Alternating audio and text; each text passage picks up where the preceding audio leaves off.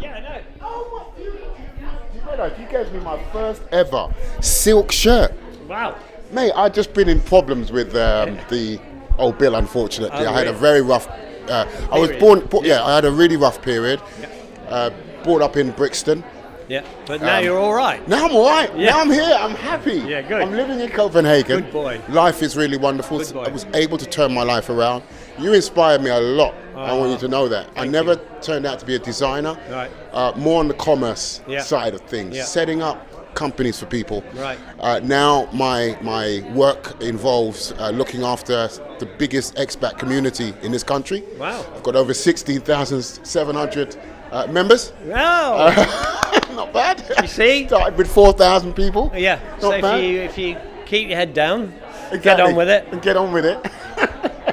And not talk too much, which is my problem sometimes. Oh. But anyway, I want to first and foremost welcome you to Copenhagen. Thank I'm you. sure you've been welcomed before, but not by a Brit. No, exactly. And how nice to have a British shop in the airport. Isn't that right? I Isn't that mean, nice? what inspired you to open up in Copenhagen? Well, I love Copenhagen. I've been coming for many, many years. I love I don't know, it seems such a nice city that you can cycle around because, as you know, I'm a big bike rider. Exactly. Yeah.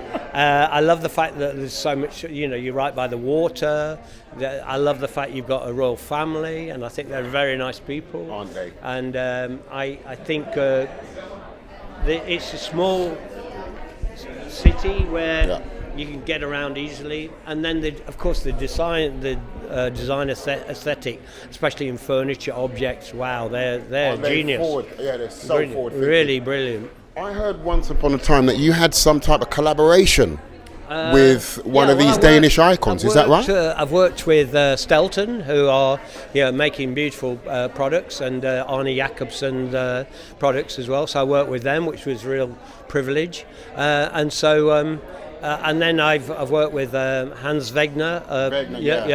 I saw that. What is it? The Wishbone. Yeah. One of my ex-girlfriend's favourites. Actually, my bank manager didn't quite like me extravagantly buying that for her, but it was a really nice piece.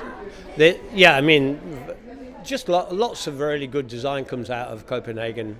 So, I mean, if you could name one, right, now think about this one, right? Yeah. Let's talk about new and old, yeah? Yeah. Well, let's just talk about new and experience. Forget old. But new art, a new designer or creative person in Denmark, who's the most interesting for you at the moment? Who should we look out for? With new, I'm a bit of a vintage boy because you see, I love Paul Kearholm, and I love Wegner, Werner Panton, and then but a brand like Bang & Olufsen, you see now they've somebody who started with this little, I think it was almost like a Bakelite radio. I heard about that. And then have gone on to do very, very beautiful modern things. So it's a brand which has been around for a long time, but kept up with the times. I thought they kind of lost their way a little bit when, no disrespect to any brand, but a lot of the Japanese brands started sort of taking over. But that's the way of the world, The thing is that you've never really made it in design. You've always got. It's always about tomorrow. It's always about what's next, and so therefore you do have to keep reinventing. I mean, how the fuck have you survived all these years? I mean, we in our Jamaican culture in London, you probably heard this so many times, that sort of rude boy scar style, that skinny suit. We love you for that, man. I mean, how have you survived from the 80s? What is it? Oh, no, I'm going to pick you up 70s. Now. 70s, isn't it? How have you survived? What does it go on? Tell us. I've survived because I love life. I love life.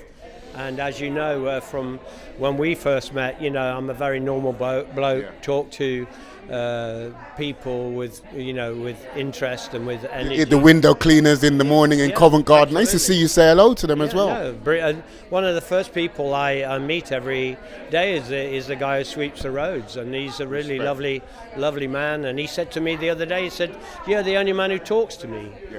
Yeah, you see, he said, but we're all human beings on the earth, so we just have to, be respectful of that. Indeed. So I mean, it must have been tough all these years, all the critics Yeah, These luckily journalists. I never listen to the critics. Good, you can't. Yeah. I don't either. I get a lot of critics here Yeah. because they have a thing called the Yanda law. Oh wow. Have you never heard about the Yanda law? No, hopefully hopefully we don't get any of that today. Well, you know what? It means that you should never think of yourself better than anybody else. Oh well, that's normal for me. Isn't that so normal? Fine. Yeah, so for me it's fine. Yeah.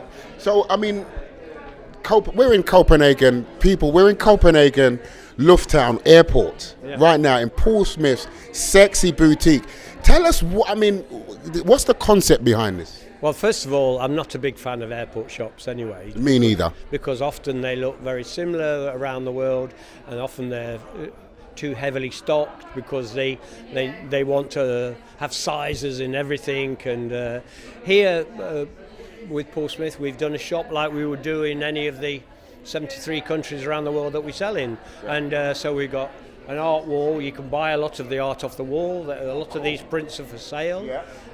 We've got objects, we've got lights for sale, we've got a cycle helmet, we've got ceramics, we've got books. So it's just a shop which is far more interesting than most airport shops. So I mean, what can people expect in Copenhagen? What can the Danish people and Nordic people that use this airport expect from Paul Smith in Copenhagen? First of all, that when you come in, is that there's always lots. It's always worth popping in because there's always new, interesting things, not just clothes. Of course, we sell mostly clothes, and we have bags and shoes and watches and socks. The famous socks, of course. Yeah, the famous socks. Yeah, what about the underwear? Oh yeah, man, you made a big thing back in the 80s. Yeah, with the underwear, polka dot, boxer shorts, etc. You really brought back.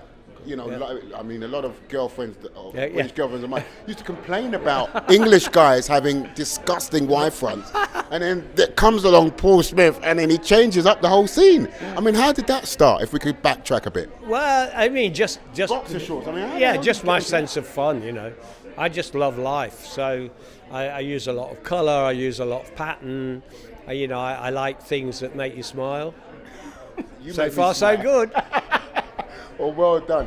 I wanted to ask you a couple last things. Okay. With regards to your background, right now, I understood that you, like myself. I mean, when I was about sort of 17 years old, I knew I wanted to maybe go into fashion, but my parents would never support it. And then my love was actually roller skating and skate sports and cycling hugely, but I could never afford all those beautiful bicycles and the way how the style of the whole cycling thing. What's the connection between style and cycling? Well, Has there ever been one? Well, I think cycling originally was a lot more of a working man's sport, and now if you look at bikes these days, they're all in vibrant colours. You can pick them up with your finger. They're a lot more stylish, and of course the other thing that's happened is urban cycling. People used to be all about either a funny old-fashioned bike where that was really heavy, or you were a racing cyclist. But now lots of cool kids, especially in Copenhagen, ride beautiful, colourful bikes. It's very stylish. You've been really involved in that cycling. Yeah, I'm still very close to all the world of cycling. Cliff, can you pass me one of me, please? Yes, let's do. I want to show you. Please. I'm going to interview with my microphone here, which is me. Are you sure that's a microphone? Hello. And how are you enjoying Copenhagen? I'm loving it so much. We call it wonderful Copenhagen. Oh, wonderful. Happiest country in the world. Pay me later. But no. Hello.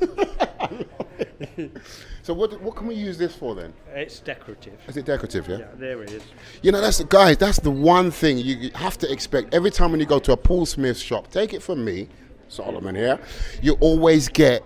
It's like walking into an apartment, somebody's house. It's like Wonderland, Where do you get all your inspiration from? The love of life, like I said before, just walk in and hopefully each shop is like an Aladdin's cave. So you might come in thinking, I might get a new shirt or something, and then you walk out with a bright red bunny rabbit. Who knows? Good. Yeah. One last thing, because I'm being told that I've got to finish now, something like that. I know that the people love me, but anyway. Yeah. One last thing. What is the next thing for you? What's the next project? that we could maybe look out for, or something that the people could join in and support? Joining the support, no idea. But I think the next thing is we've got lots of new shops opening, new ones in Japan. Of course, I'm very popular you're in really Japan. popular in Japan, yeah, popular in Japan. New one in Paris, and then hopefully we're looking at Madrid and Berlin at the moment. So beautiful. And then one last thing: if there's one thing one object, one design out of your collection that you could inspire a female and a man to look out for in this shop, what would it be? Right. You've got don't move. Done. Bit of promotion here. Right. That jacket. Oh my God. Look at that. Beautiful. That is for men and women, and it's a suit to travel in. And it doesn't crease. Oh, that's exactly what I need. So that's what I need. Coming through an airport or travels a lot, this is the suit for you. So come down to this boutique, Paul Smith. It's in the Lufthansa of Copenhagen, and check out this beautiful jacket. Black. I bet you can you do this? Oh yes, he did the black pop thing. Love your piece. Thank you so much.